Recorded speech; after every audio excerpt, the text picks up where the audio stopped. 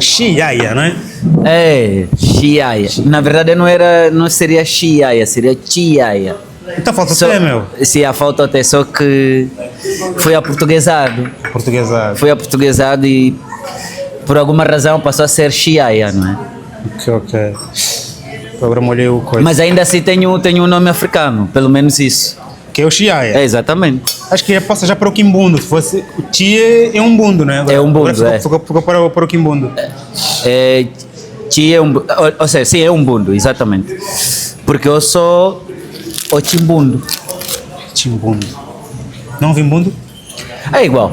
É igual? É indiferente. Ok. O Chimbundo é tipo de negro, não é?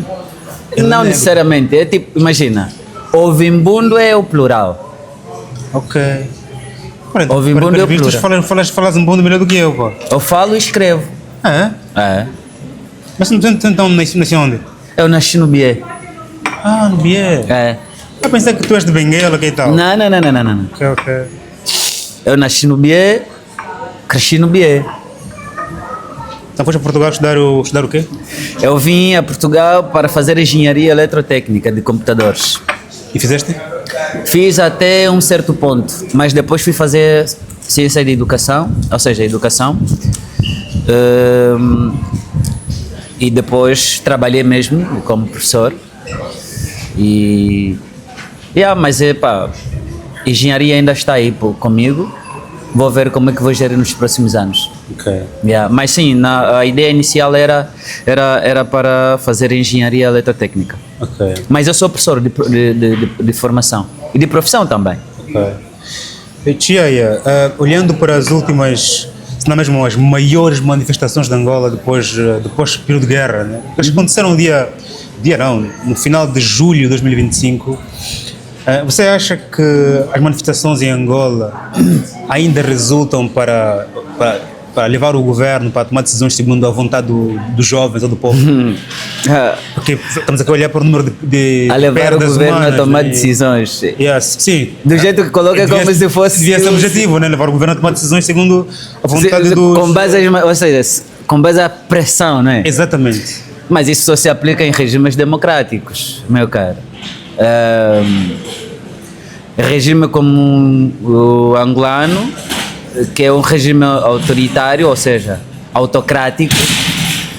Autocrático não é bem uma ditadura clássica, mas é um tipo de regime que o poder está centralizado num homem só, ou num pequeno grupo. Okay. Né? Tanto assim é que nós temos um presidente que é chefe de tudo e mais alguma coisa. Portanto, essa é a definição clássica de uma autocracia. Nesses tipos de regimes autocráticos, as manifestações não ditam políticas sociais, não pressionam, no verdadeiro sentido da palavra, os governos, porque o governo faz o que bem entender, não é? Tem todos os poderes, tem um poder executivo, tem um poder legislativo nas mãos e tem um poder judiciário às costas. Portanto, não precisa de nenhuma outra pressão social que lhe possa obrigar a fazer qualquer coisa. Porque imagina, o poder executivo não é fiscalizado. Ninguém fiscaliza o poder executivo. Por que ia se deixar levar por pressão por uma mera manifestação? Então, o que é que dirias aos jovens que têm vontade de pressionar o governo a tomar decisões, né, segundo a vontade dos jovens, partindo do princípio de que, na tua opinião, estamos perante um governo autoritário? O que é que dirias aos jovens que acreditam no poder popular, nas manifestações, como sendo forma de poder ajudar o governo a tomar melhores decisões? Mas estás a insistir nessa toma. Não, a ideia é. Sim, eu estou a perceber. O que dirias para esses jovens? Né? Exato, sim. Uma coisa, né, é você acreditar que estamos perante um governo autoritário, outra coisa é o jovem que acredita. Acredita em si, tem o poder de levar o governo a tomar essa decisão. Exato. O que dirias a estes jovens? Não, os jovens têm que continuar. Lá está, o direito de manifestação é um direito que nos cabe, que cabe a qualquer um jovem, enquanto cidadão. Exato. Né? E é um direito que não se pode abdicar de maneira nenhuma. Independentemente de como é que é o tipo de, ou seja, do tipo de regime ou do resultado dessas manifestações, é preciso continuar. Porque lá está, diz-se que a esperança é a última coisa a morrer. Certo. Não é? E se nós somos aquilo que se diz, pelo menos do ponto de vista legal ou oficial, nós somos uma democracia, né? Desde 91 que transitamos para o regime multipartidário. Certo. Né? Nesse sentido, é preciso que hajam essas forças que façam pressão, apesar de que essa pressão não resulte necessariamente na tomada de decisão ou de políticas sociais de quem governa o país.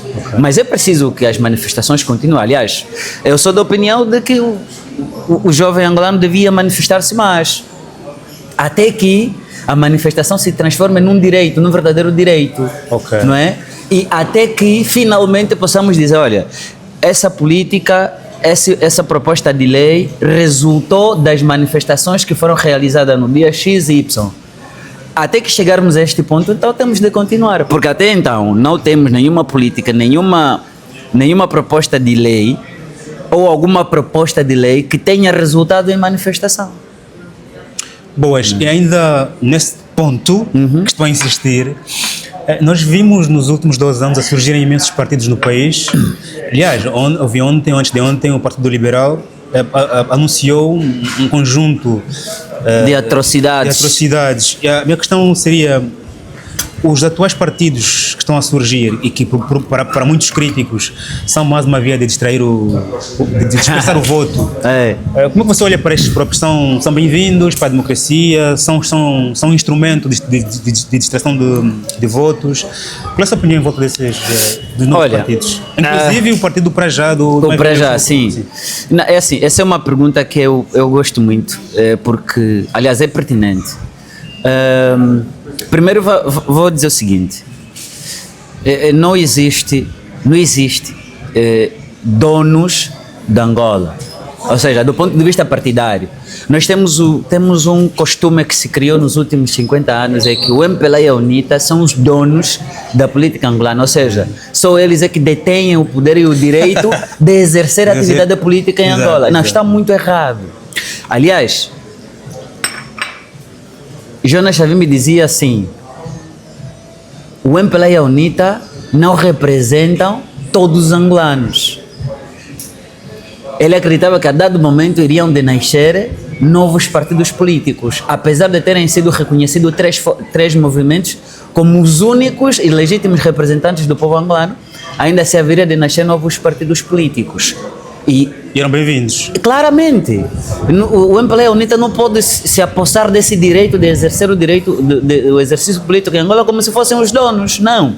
Agora, aqui o que é que importa? Eu costumo dizer o seguinte, de todos os partidos novos que surgiram nos últimos anos, o Partido Liberal é o mais sério, ou seja, é o projeto mais completo possível que assistimos a nascer nesses últimos anos. Por estar a vir do Ambo e tu és do Bié? Eu sabia que querias dizer uma coisa desse. O tribalismo ainda não é sobre isso, mas eu já me explico. Não é porque eu seja do Bié ou por ser do Bié ou porque o partido ou porque o Luís de Castro é do Ambo. Pronto, a vizinhança até pode ditar alguma coisa, mas é no sentido de que eu acredito que um partido político deve deixar claro as suas linhas ideológicas. O MPLA e a UNITA nasceram numa perspectiva de movimentos e não de partidos políticos e, portanto, para já não necessitavam de definir, digamos assim, a linha ideológica que os pudesse guiar, porque a ideologia que os movia era a independência. Ou seja, não era uma questão de ser esquerda, direita, comunistas, socialistas, apesar de terem nascido num momento de batalha ou da famosa Guerra Fria, mas ainda assim eles não precisavam se definir concretamente o que podiam ser. Hoje é diferente. Se estás a criar um partido e não me diz exatamente pelo que vem, se é socialista, é comunista, é de esquerda, é do centro, de direita. Eu acho que isso é um erro.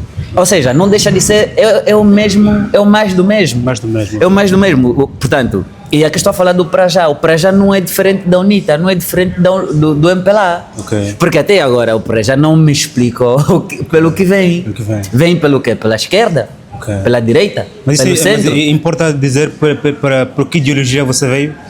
Sim, é importante. Ok. É fundamental.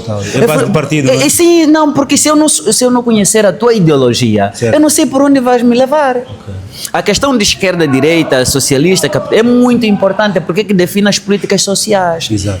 Os socialistas, a esquerda tem uma forma de ver a sociedade. Exato, exato. A direita tem a sua forma de ver a sociedade. Você quando vai discutir a política, por exemplo, da habitação, Exato. o direito à educação, a esquerda e a direita têm visões, digamos, diferentes. Diversas. Portanto, você precisa me dizer pelo que vem. Exato. Se você não me explica se és de esquerda ou de direita, eu não posso te apoiar, eu não posso te Quer seguir dizer, porque nem você é tu te conheces, perigoso. nem tu tá? te Eu não te conheces. conheço. Ou então te conheces, mas não queres me explicar. Exatamente, sim.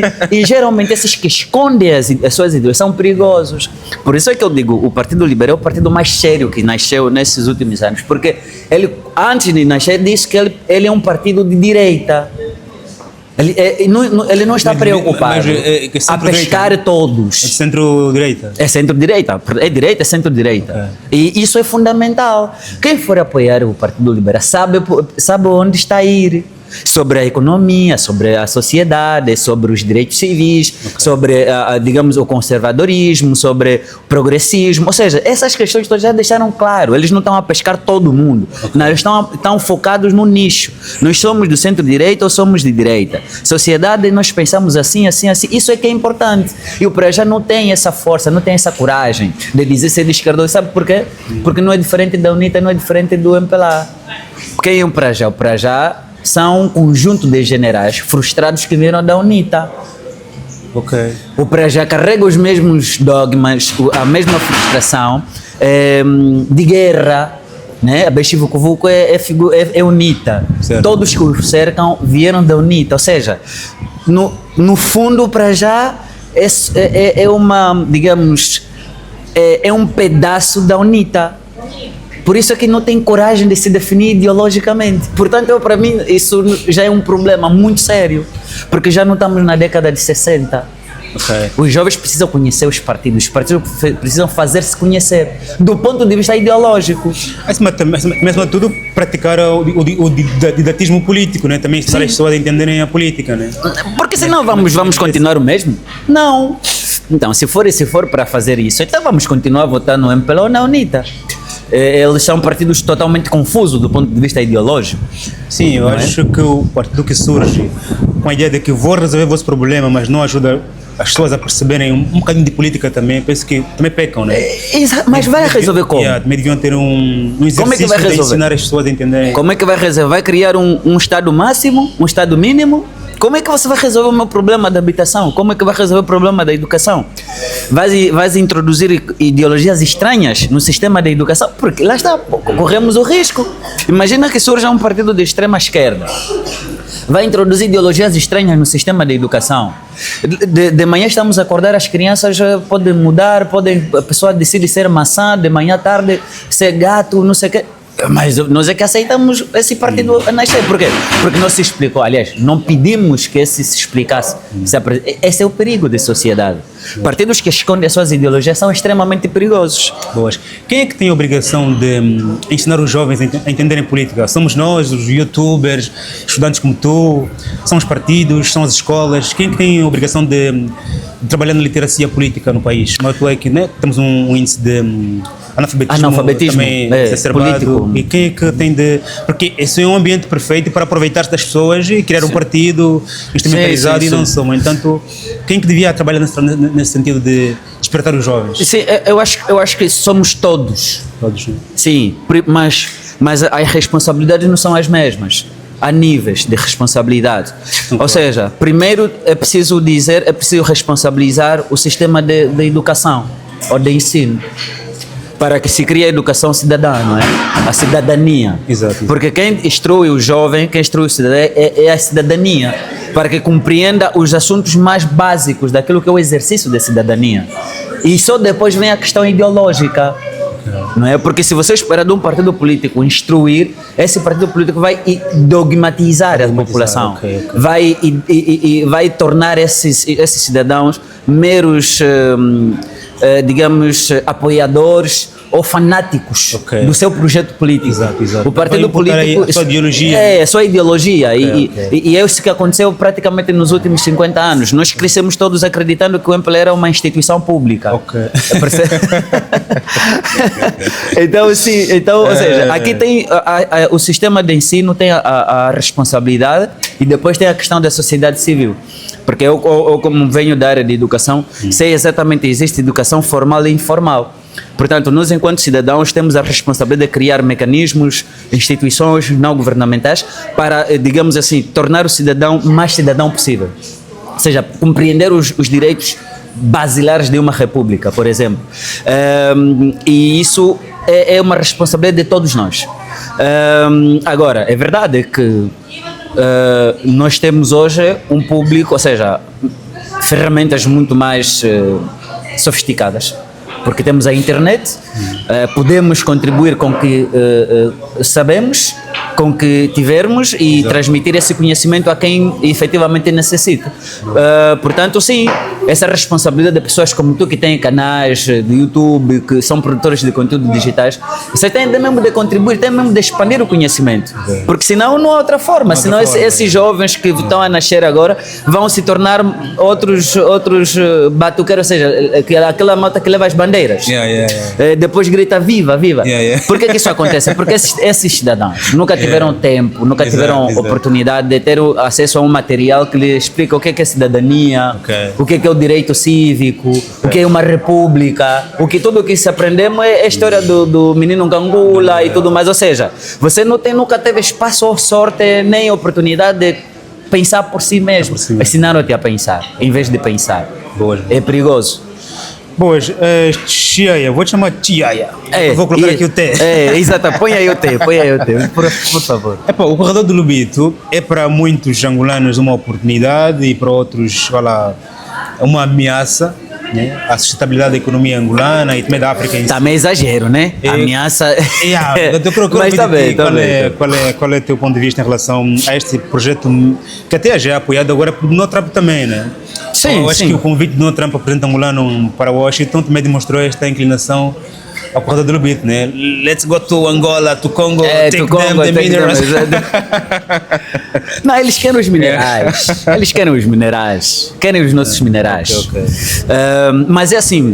E nós sabemos disso, não? Sim, toda a gente sabe disso. Não vamos aqui fingir, não é? Toda a gente sabe disso, Agora, mas é importante dizer que os minerais existem, os minerais devem ser explorados. sim, eles devem ser explorados, se existem, têm de ser explorados. Agora, a questão é quem deve explorar esses minerais, como devem ser explorados e qual é a finalidade.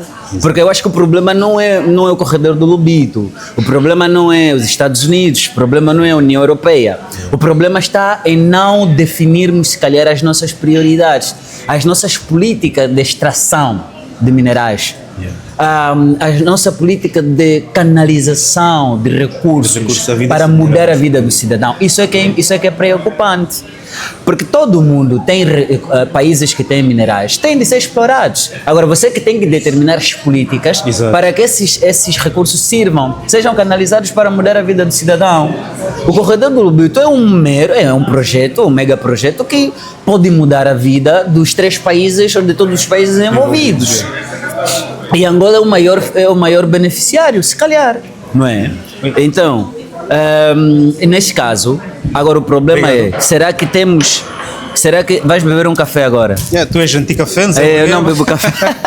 É por causa da escravatura, não? Eu tenho trauma. Então vou dizer, o problema é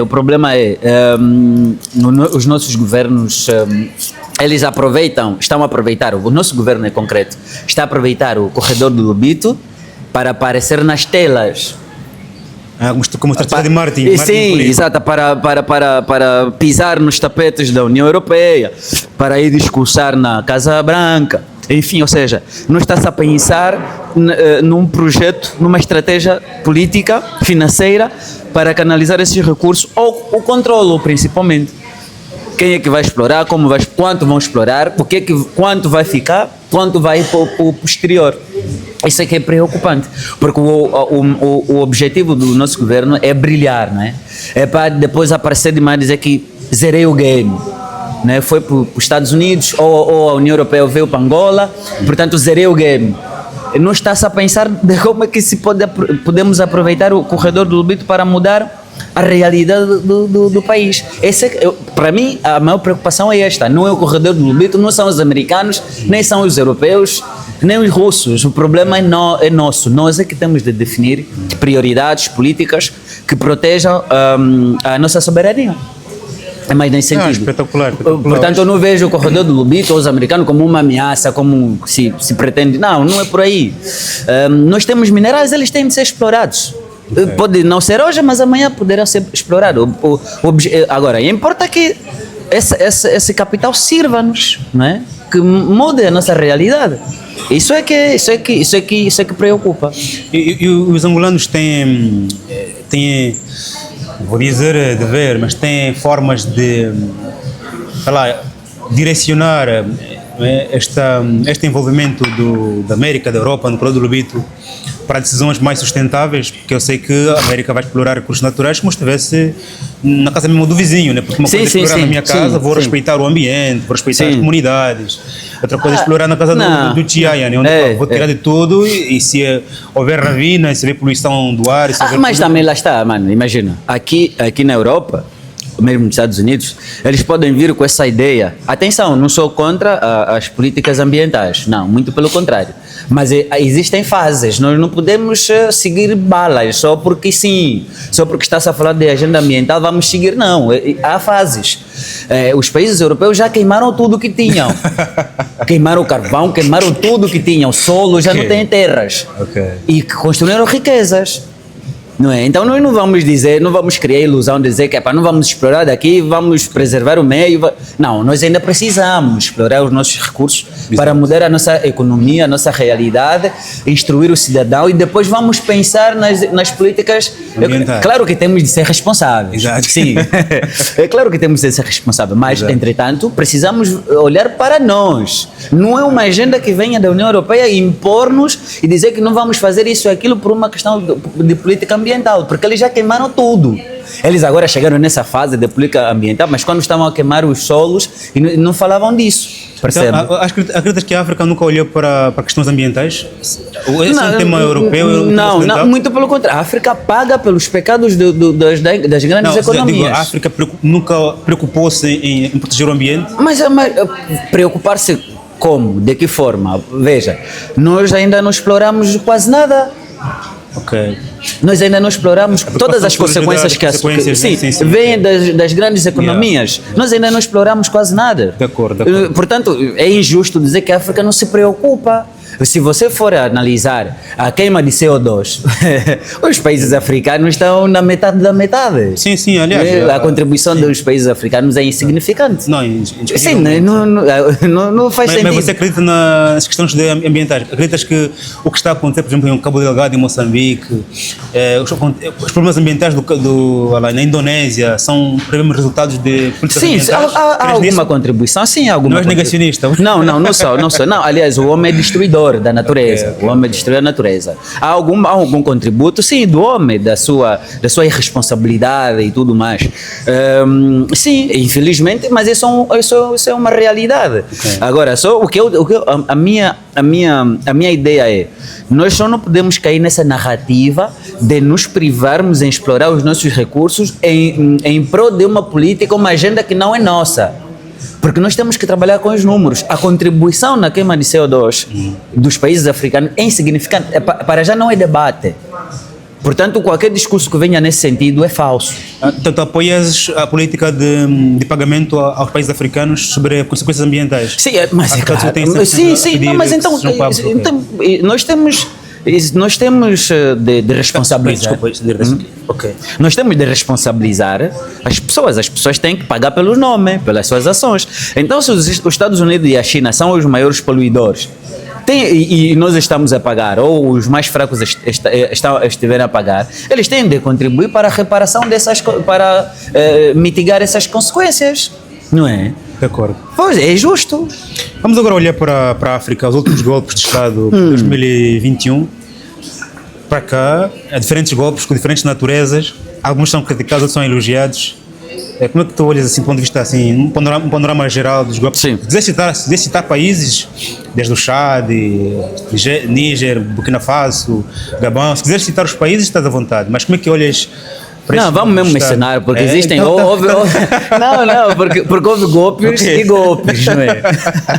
Não, Golpes e golpes. Nesses últimos anos houve golpes e golpes. Exato, não é? exato. Houve golpes que realmente. Aliás, eu apoiei golpes como, por exemplo, o golpe do Burkina Faso, o golpe do Níger, o golpe da Guiné, Conakry. Ok. Apoiei esses golpes do Mali também, apesar de não ter apoiado nessa região, não ter apoiado com a mesma energia, mas sim apoiei. Por quê? Porque existe um contexto, né? Existe um contexto. Aqueles países, infelizmente, são países que foram dados como projetos falhados. São países que literalmente servem à França. Isso tem que ser dito, ponto final. É só vermos que depois desses golpes foram expostos escândalos, projetos escandalosos daquilo que foram os contratos assinados com esses países com a França. Por exemplo, a exploração do urânio no Níger. Ok. O Níger vendia tipo a preço de banana o urânio, enquanto que outros países. A França. Olha, é incrível. A França comprava a preço de banana os produtos, o urânio do Níger, enquanto comprava a preço de um óleo a outros produtos que vinham de outros países. Portanto, e esses governos ficaram aí, esses 50 anos, todos sabiam daqueles contratos. Mas não interessava a eles revogá-los, Certo. não interessava a eles rever aqueles acordos, porque era o que eles mantinham no poder. Portanto, nesses tipos de golpes, quando aparece alguém para remover esses políticos irresponsáveis e traidores, só temos de apoiar, a não ser que a gente seja ignorante de tal ponto que não conheça nada dessa realidade. Sim, por isso é que eu disse no princípio, existem golpes e golpes. Nesses tipos de golpes, sim. Agora, vai me falar, por exemplo, do golpe do Gabão, que o primo golpeou o primo, não é? É claro que o primo que golpeou o primo tinha suas razões, porque o primo estava cansado, tinha até dificuldades de locomoção. A família Bongo está no poder há mais de 4 décadas, apesar de que a família Bongo é a mesma, continua no poder, porque é primo do Bongo, né? É primo do Bongo e o Bongo caiu. Continua em Luanda, né, o senhor? Está em Luanda, encontrou refúgio em Luanda, só para que você tenha uma ideia. Criticas Angola por isso ou não? Mas é claro, nós vamos acolher agora ditadores. Nós estamos a acolher pessoas. Então a solidariedade internacional não é.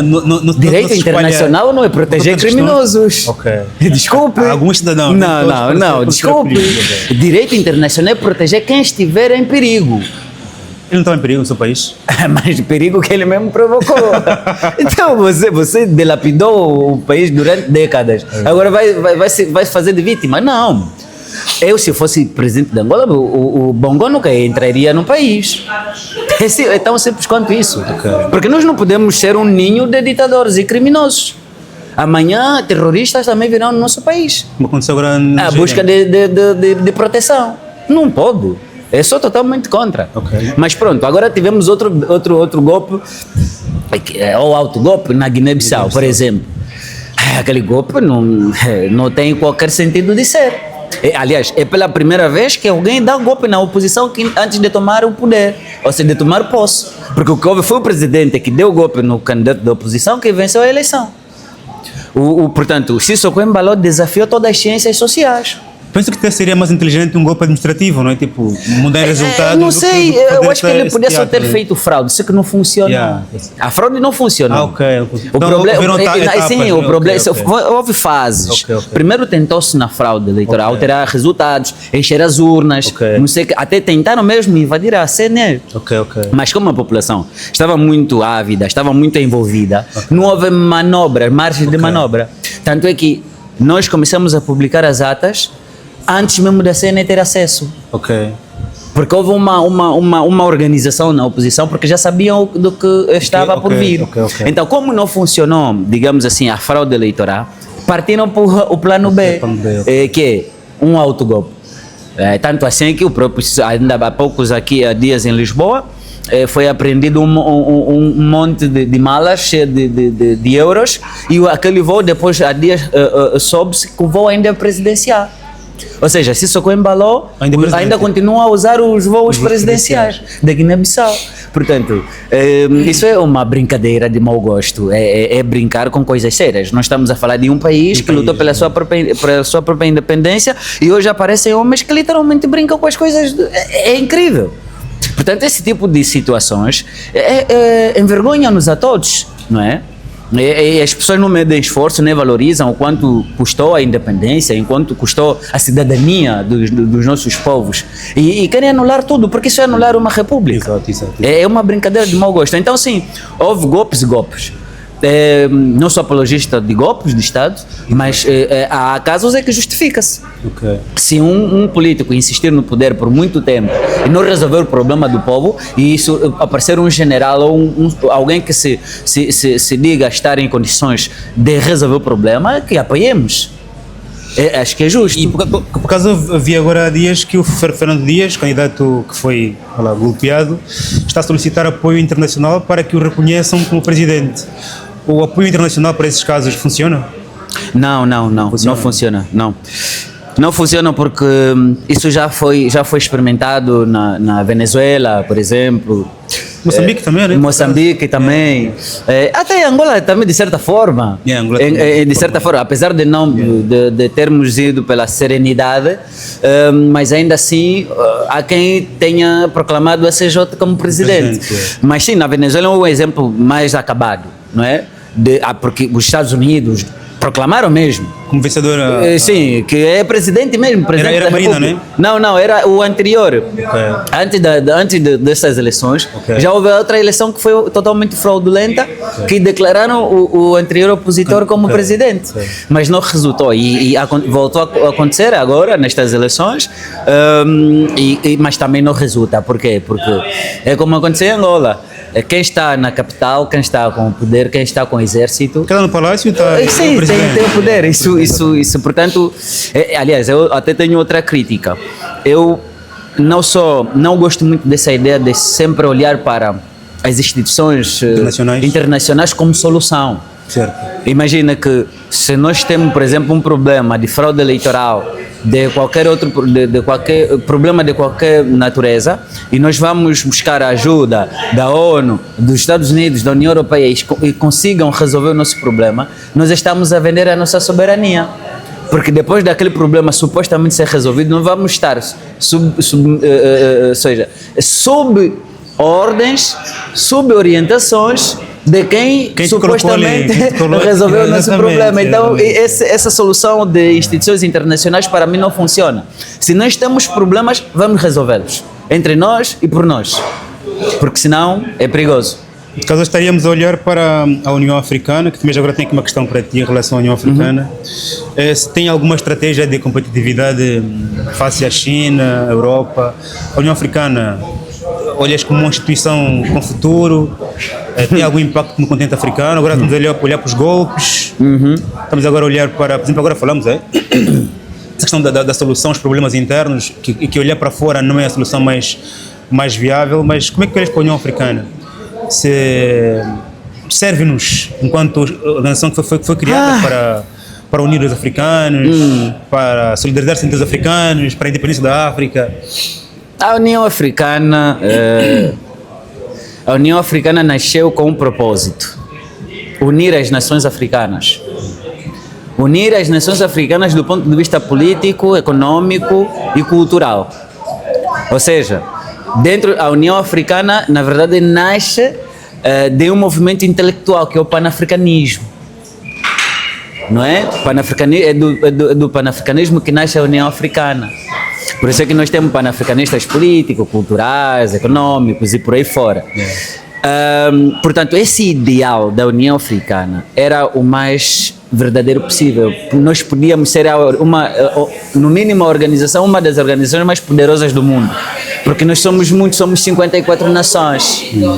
Esta união era no sentido de emancipar as nações africanas e não atrapalhar as nações africanas. Mas o projeto fracassou por uma questão muito simples. Se baseou muito na solidariedade do que no ideal, ou seja, numa ideologia política, numa ideologia financeira. Por que eu digo isso? Porque, por exemplo, a Europa. Na Europa existe a Europa e existe a União Europeia. Certo. A União Europeia não agrega todos os países europeus, por uma razão. Há um ideal, há uma ideologia, há requisitos para fazer parte da União Africana. O país tem de garantir os requisitos mínimos que são exigidos. Exato. Como é uma democracia funcional, uma economia de mercado e por aí fora. E a União Africana falhou nisso. Por quê? Porque se baseou-se na solidariedade e esqueceu aquilo que é fundamental, fazer funcionar a organização. E hoje nós temos uma União Africana que, para ser presidente da União Africana, basta ser presidente de um dos países membros. Okay. Não interessa se é uma autocracia, uma ditadura, uma democracia, não interessa se é corrupto, se é terrorista, como chegou no poder, desde que seja presidente tenha cartão de é presidente da União Africana, ou seja, nunca vai funcionar. E isso é a resposta mais clara possível que eu possa dar do que é a União Africana. Qualquer projeto que se possa discutir na União Africana nunca terá efeito, porque as pessoas olham para quem é que dirige a União Africana. É simples. Não funciona, não funcionará. Ou seja, nós temos de refundar, temos de reorganizar o ideal da União Africana. Ou criar uma outra organização? Exatamente. No sentido de que, olha, nós a União Africana, para que a pessoa faça parte da União Africana, tem de garantir isto. Podem começar, por exemplo, com 5 países. Será que a Aliança do Sahel é o projeto futuro, não? Não. Poder fazer parte. Não. Por causa do contexto que isso também surge, né? Não, o Sahel não é o modelo daquilo que, se calhar, é que eu olho para aquilo que é a União Africana. O Sahel é uma organização arranjada para fazer face ao contexto. Ou seja, são países que estão sob ataque e estariam muito vulneráveis continuarem, por exemplo, na CEDEAO, por questão de segurança. E também, imagina, em África nós temos uma história muito triste de qualquer que tentou algum dia se impor, acabou na vala.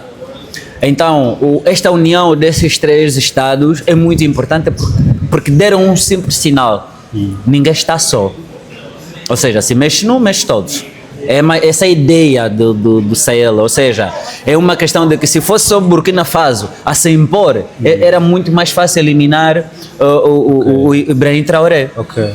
Mas agora o Ibrahim Traoré não está sozinho. Okay. Tem o Mali consigo. Não é? Tem a Guiné consigo. Okay. Portanto, é uma estratégia que eles encontraram para dar a ideia da união, de que nós estamos unidos num projeto, nós queremos nos emancipar, queremos realizar os nossos países. Então, é mais nesse sentido. Só que, do ponto de vista ideológico, não sei se funcionaria naquilo que é o perspectivo como a União Africana funcional, não é? Porque existiriam as questões de segurança. Esses países são muito instáveis. E para uma economia funcionar é preciso segurança, é preciso estabilidade, não é? Portanto, seria muito mais complicado tornar a União Africana num modelo do Sahel, ou pelo menos naquilo que foi feito, naquilo que é o Sahel. Não é? Sim, porque agora o grande objetivo do Sahel é a questão de segurança, né? Manter o país em paz para depois começar a funcionar. Exatamente. Ou seja, o que é que pode ser? Se o Sahel, essa união, se efetivamente conseguirem colmatar a questão de segurança, sim, pode servir como modelo. Agora vamos ter que discutir outras questões, como quem pode fazer parte, o que tem que ser, o que é obrigatório para fazer parte desta organização. Não é? Yeah. Vamos aqui voltar para Angola. As pessoas estão comendo lixo. E, claro, muita crítica sobre isso. A pobreza ainda não sei se continua a ser um dado relativo ou não para o presidente, ou então foi apenas um discurso que acho que falhou. continua. Então, eu falhei para um discurso, acontece também. Tentei falar sem um documento poder ler. Às vezes é preciso ler, né, o discurso, né, para evitar esses erros. Mas o que é que... Achas que foi um erro? Pá, portanto, não foi um erro porque não justificou. Sim. Falou e ele fala mesmo assim. Acho que se no dia seguinte viesse e justificasse... eu nunca vi ele a justificar. Não considerou um erro, por isso ficou por ali. Se calhar olhou uma outra perspectiva e considerou assim, né? Ou então se justificasse também, né? Para vocês que estão a me criticar, eu queria falar isso. Bom. Mas onde que Angola está a falhar no combate à pobreza? Nós temos programas Coenda, temos agora, né, aumentamos as províncias para tornar o governo mais próximo das famílias. Estamos a colocar agora jovens na administração, né, da Kwanza Sul, terá o Gildo, um académico. Onde que Angola está a falhar no combate à pobreza e à desigualdade e não só? É assim, eu não sei, quando se fala combate à pobreza, eu sempre fico a me questionar, estão a falar de quê? Imagina, combater pobreza, você está a combater pobreza com quê? Com que mecanismos? Você vai combater pobreza com o concurso da educação? Com o concurso da saúde? Com o Coenda? Não. O Coenda é só um programa, apesar do seu caráter, digamos, social, é um programa que serve mais para comprar votos para quem governa, porque vai lá nas aldeias, distribui enxadas e assim, portanto as pessoas sentem-se na obrigação de louvar quem os leva àqueles bens de primeira necessidade. Não estou a dizer que não deve existir o Coenda, deve existir, mas o Coenda nunca vai acabar, não é um programa de combate à pobreza. O Coenda é no mínimo a manutenção da pobreza.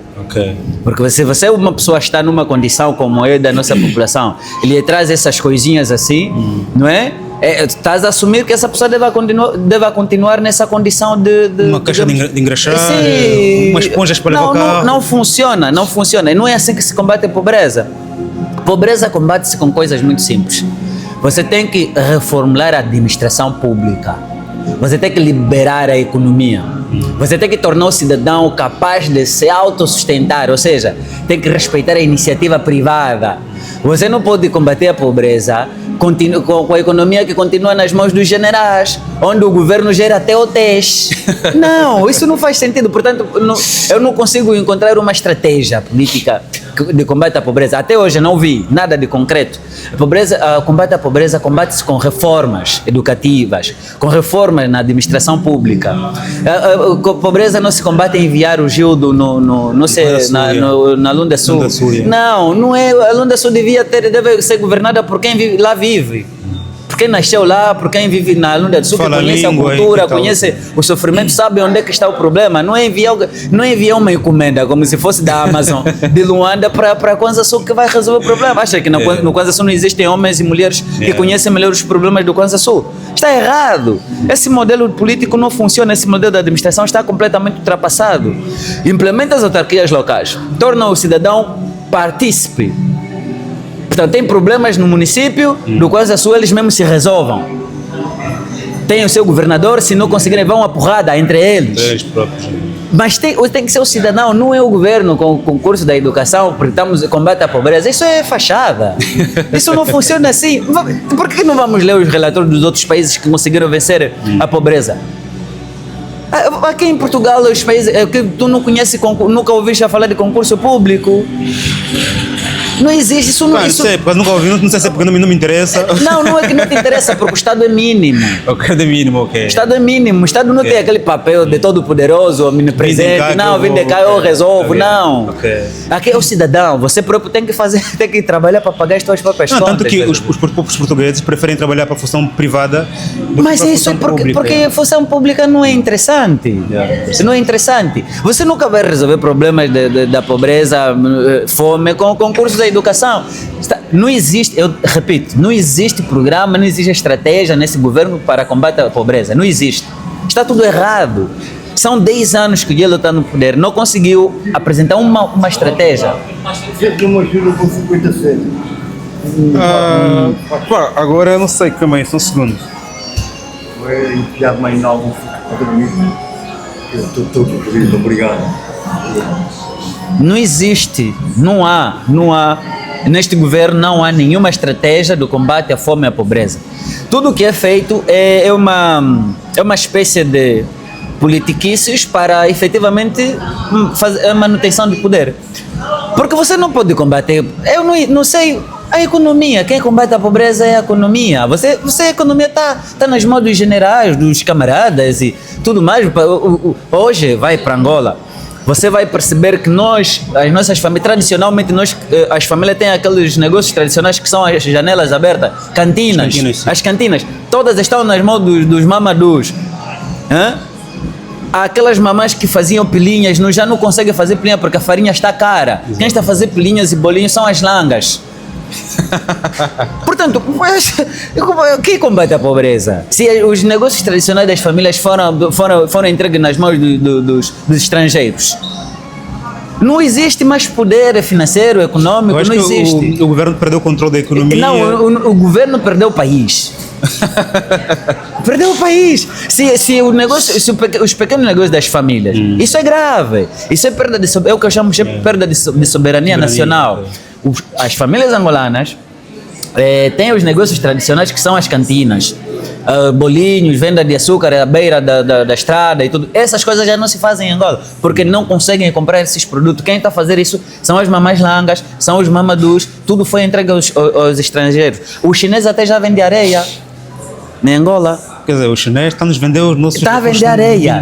Minerais naturais. Esquece isso, mas não existe projeto de combate à fome e à pobreza. É para esquecer. Mas existe na parte da nossa juventude uma mentalidade de pobreza, de dependência, uma mentalidade de espera. Nós temos alguma forma de contornar o estado da economia sem depender do governo? Existe alguma forma? Ou a questão das infraestruturas a faltarem são o pilar principal? Olha, é assim.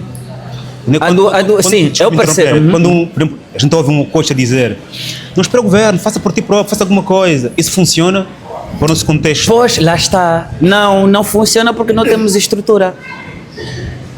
Não temos estrutura. Tanto assim que existem pessoas em Angola que tentam fazer alguma coisa, têm suas iniciativas, o que nós nas economias liberais chamamos de iniciativa privada. Mas por conta da burocracia, por conta de falta de estrutura, por conta de políticas inteligentes, esses projetos não passam, não avançam, morrem logo à partida.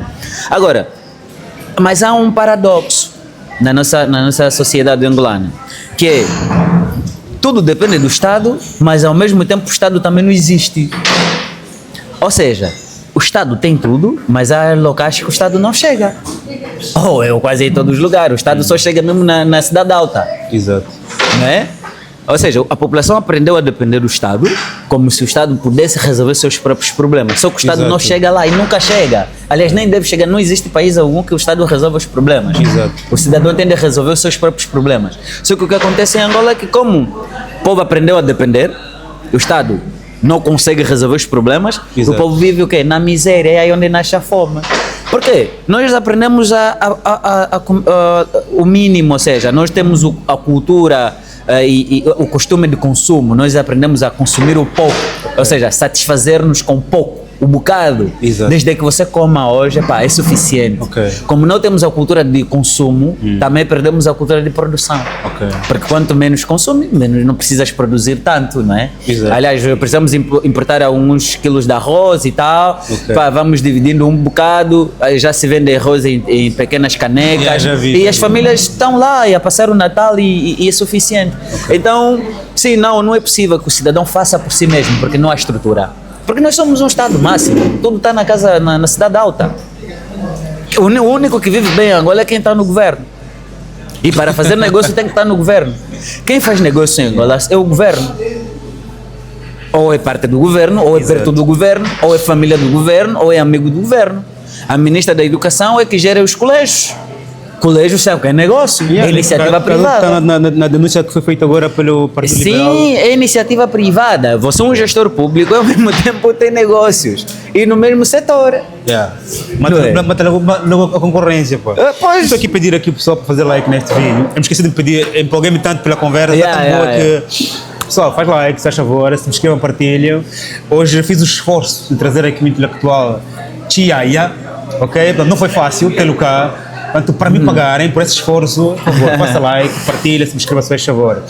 E estamos mesmo já quase a terminar.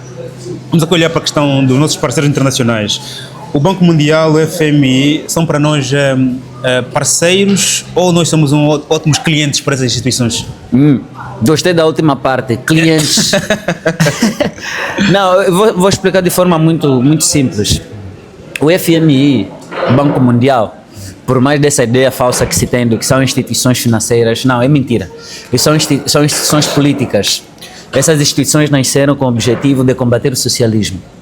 Ou seja, é para remodelar as economias mundiais, para impor a economia de mercado em países que tinham adotado o socialismo. Esses bancos, essas instituições foram criadas depois da queda do Muro de Berlim. Quando caiu o comunismo e tudo mais, elas nasceram. Tanto assim é que quando a África conquista as suas independências, depois o socialismo foi à falência, eles disseram, olha, nós temos o dinheiro para vos emprestar, mas em contrapartida vocês precisam adotar os nossos valores. Quais são os valores? A realização das eleições. Não nesses termos, né? Mas não nesses termos, mas literalmente é isso que significa. Realização das eleições, a economia de mercado e por aí fora. Ou seja, esses valores em troca dos empréstimos, não é? Ou seja, nós temos o dinheiro, mas você tem de abandonar as vossas ideologias, que é o socialismo. Portanto, ou seja, em poucas palavras é isso que se deve entender do FMI. Em outras palavras, ou seja, repito, o FMI nunca vai resolver nenhum problema financeiro de nenhum país. Nunca, jamais. Não pode, aliás, não deve, nem consegue. Não dá. Os problemas da Angola têm questões culturais. Portanto, só os angolanos compreendem, só os angolanos conhecem esses problemas. O FMI só entende de economia de mercado. Não é? Chega aqui, olha, eu preciso que vocês vendam essas empresas, vendam isso, só que em Angola não funciona, porque quem está a comprar aquelas empresas são os mesmos que estão a vender. Estás a perceber? Já vendi. Sim, já vendi. Não, eles fazem um relatório. Por exemplo, ainda não. Acho que o Ministério das Finanças vai publicar o relatório de quantas empresas foram vendidas. Ou seja, o Estado está a vender. O relatório vai. O FMI continua a emprestar o dinheiro. Portanto, ou seja, não é para resolver problemas. Agora, vai perguntar quem é que está a comprar essas empresas? São os mesmos que estão a vender em nome do Estado. Estão a comprar em nome do Estado, a vender em nome do Estado, a comprar em nome do Estado. Ou seja, nós temos aqui um problema muito grave. Por isso é que eu digo, não confiemos a nenhuma instituição internacional, seja o Banco Mundial, seja o FMI. Essas não são instituições financeiras, são instituições políticas. Portanto, não vão conseguir. E o mínimo que podem fazer é sempre emprestar dinheiro aos partidos ou ao governo, e por via desse governo haverá manutenção de poder e vai justificar a permanência destes no cadeirão máximo, ou seja, na cidade alta. Portanto, é triste dizê-lo, mas essa é a verdade. Não existe nenhum país que o FMI, ou seja, que conseguiu sair da crise pela ajuda do FMI, a não ser que sejamos os primeiros. Mas eu gostaria que fôssemos os primeiros. Sim. Fazer mas parte do portfólio do FMI. Do portfólio do FMI, olha. Ajudamos Exatamente. Um país africano, por cima, é um país africano. Com imensos problemas. Exatamente. Mas, por exemplo, aqui em Portugal, Portugal chamou por 3 vezes o FMI. Funcionou até certo ponto, mas o que é que o FMI veio cá fazer? Era porque o Estado português ainda detinha muitas empresas. O que o FMI veio fazer aqui é obrigar o Estado português a vender as empresas que detinha. E depois disso foi. E a economia passou a funcionar com mais leveza, mais tranquilidade. O Estado tornou-se literalmente mínimo e o cidadão tornou-se mais autônomo, não é? Hoje em dia já não há problema, por exemplo, de eletricidade, porque você vai encontrar uma EDP vendida aos chineses, vai encontrar. O Estado já não tem poder na economia, não é? Tem as suas funções. E o privado precisa manter a coisa funcionando. Sim, exatamente, é um árbitro, é só um árbitro. É isso que nós chamamos nas economias liberais como Estado mínimo. Ok. Ou seja, essa é a função do FMI, não é para resolver crises. Boa, Tia. Alpa, muito obrigado por, Yeah. por estes minutos ricos.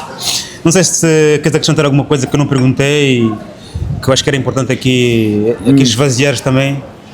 Porque é difícil enxugar de ti tudo possível. Mas alguma coisa que eu não perguntei, acho que... Não, acho que no fundo conseguimos aqui tocar em tópicos muito interessantes.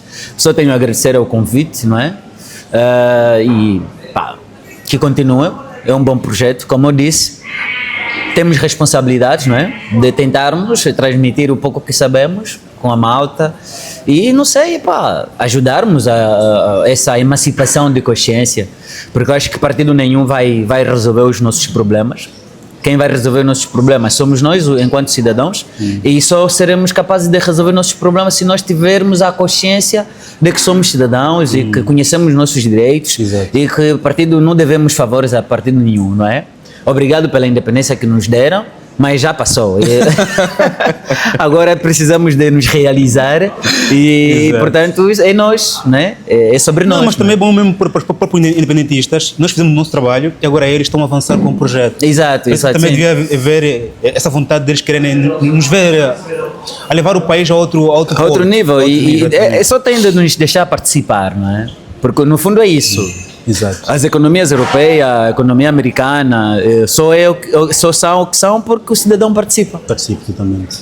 Não são os governadores enviados como encomenda de Luanda para as demais províncias que vão resolver os problemas da Angola. Principalmente quando você é um intelectual, depois tens projetos e não tens fundos para poder resolver os problemas. Claro, Depois ficas exatamente. Você pode até ter ideia de como resolver um certo problema numa determinada província que te enviaram, né? Exato. Como encomenda, chegaste lá, caíste como de paraquedas, pumba.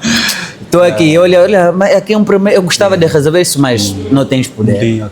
Não tens poder. Nem eleito foste. Cheia, muito obrigado. Olha, valeu, Família, mano. eu tentei esvaziar o máximo que podia e posso fazer aqui mais perguntas e ele poder responder aqui nos comentários também. E muito obrigado por nos assistir até este momento. Faça like, partilhe, subscreva. Estamos juntos e até a próxima aula, uma grande entrevista. Estamos juntos. Obrigado, meu irmão. Tá tudo bem.